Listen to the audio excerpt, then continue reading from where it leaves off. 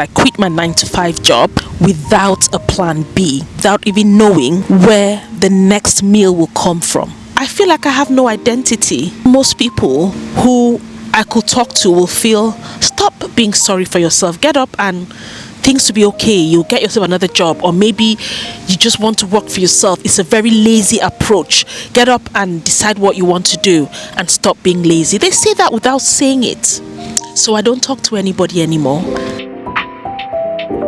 I was just left wondering why on the 10th of the month, after working consistently for at least 15 years, I could not boast of a better savings. I could not really leave enough for contingency.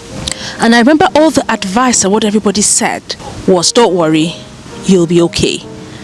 And very quickly I started thinking, is it me being difficult to please, ungrateful, lacking contentment, extravagant, or just asking for what doesn't exist? And very quickly I remembered how tough life was for me when I just came to the UK as an immigrant, and I settled for the latter. And I just thought, you know what, you are so ungrateful. You need to be happy with what you've got. Everybody else I spoke to said the same, but I said, how can I have been working a 9 to 5 that was decent in a prestigious institution that I'll be very quick to announce where I worked? How can that transcend to me feeling left out of pocket every month? But nobody could answer these questions because everybody else I knew was facing similar, and they said, just get on with it. It's not just you, we all are going through this. If you've watched any of my previous videos, you'll know that I've shared that I've been going through a very difficult time. I have dark days still. I have very dark days. Days that I just cannot find anything positive in what's happening. Days that I don't want the sun to come into my room in the morning. I just want to cover myself up and feel sorry for myself. And once you start having self-pity, you know that you are really depressed and in a low place. And I have other days that I feel brighter, that I feel lucky, I feel blessed with everything I have, that I cannot wait for what the future holds because I know that God has got me and I've left everything in His hands. I have those other days as well, but the darker days seem to override the brighter days, unfortunately. Today was one of those dark days, and I decided that instead of wallowing in self-pity, lying down in bed, I decided to go out and enjoy what little we have left of the sun. We are in fall. I love the trees behind me and how the colors change to like a burnt orange color. When I came to the UK about 18, 19 years ago, this really intrigued me, and I just could not imagine how the colors changed, and all the trees, some of them looked red, and that's when the love of autumn came. And it was even more beautiful when I realized the meaning and what autumn symbolizes, especially in the UK. It's like a harvest time to harvest everything that you've worked hard in the summer. But I did not feel like I had planted in the summer. I did not feel that I had ever planted in my 40 years of existence. I felt like it just kind of hit me, and I felt like after working so hard most of my life, for at least 20 years almost, I had nothing to reap, nothing material to reap. And I felt, have I been lied to? Have I been scammed? What am I missing out? What could I have done different? And I just started thinking that, again, this is you being unappreciative, because I'll tell you guys a small story. When I came to the UK, I'm going to share some part of my early years, which is something I like to reflect on. I lived with my uncle, so I did not really realize that I was an adult at that point at 21. But very quickly on, I moved on, and it was still okay the first 2-3 years without kids. I had my son, and I was still in a bit of a bubble because my partner looked after me. If you've watched my previous videos, you'll see that I went through a very, very difficult time.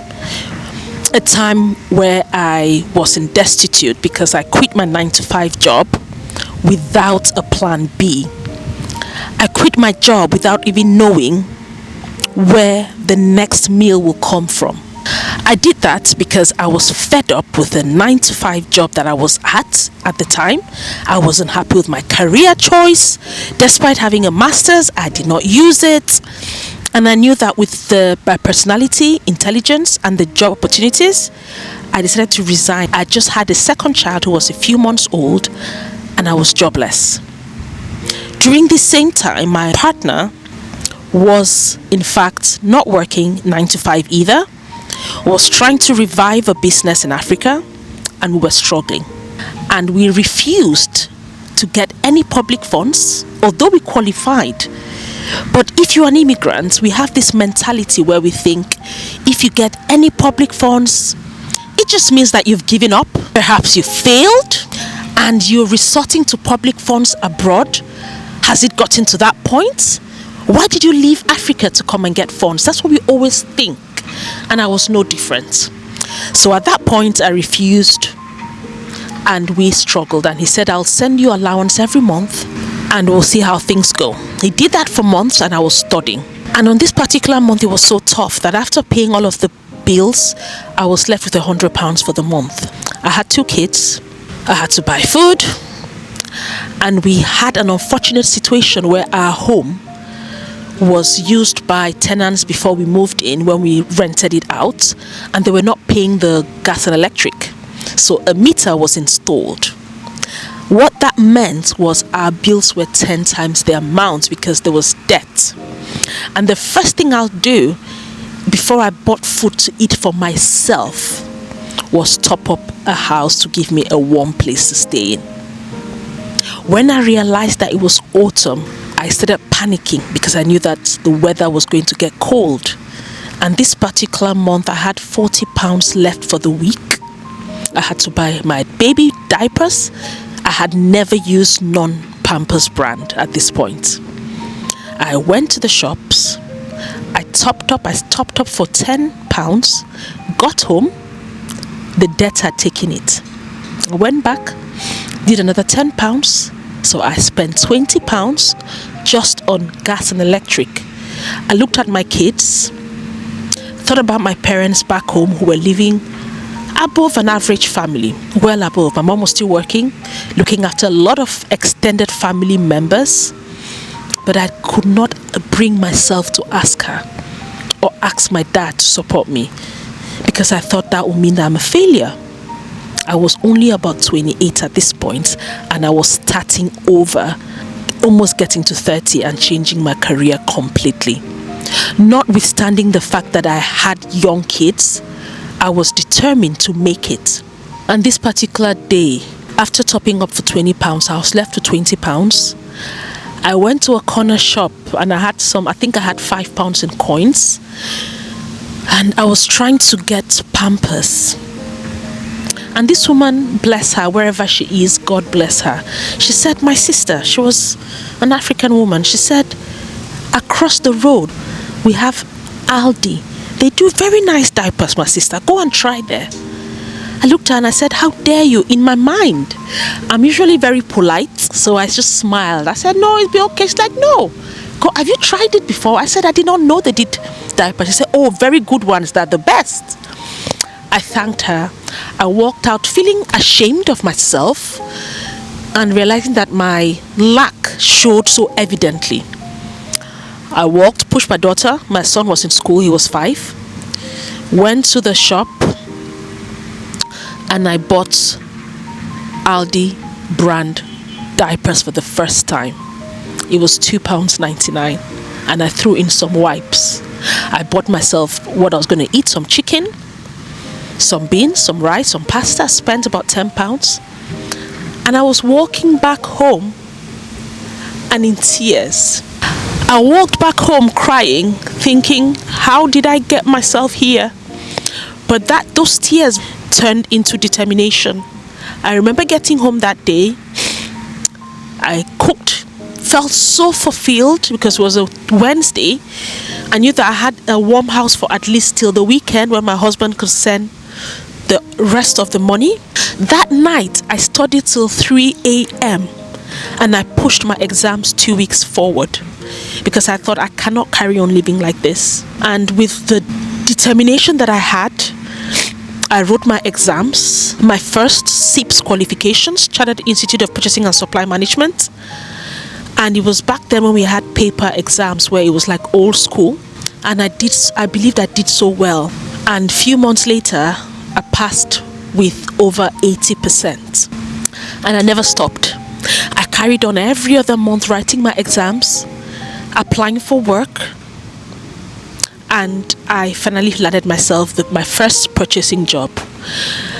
I'm telling you guys this story because on days like this, when I feel low, when I feel like I have no identity, I feel like most people who I could talk to will feel, stop being sorry for yourself, get up and things to be okay, you'll get yourself another job, or maybe you just want to work for yourself. It's a very lazy approach. Get up and decide what you want to do and stop being lazy. They say that without saying it. So I don't talk to anybody anymore.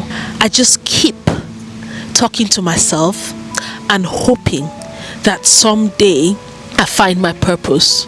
I've left most things in God's hands because He makes me feel good on particular days. He gives me the strength, and I believe that He has a plan for me.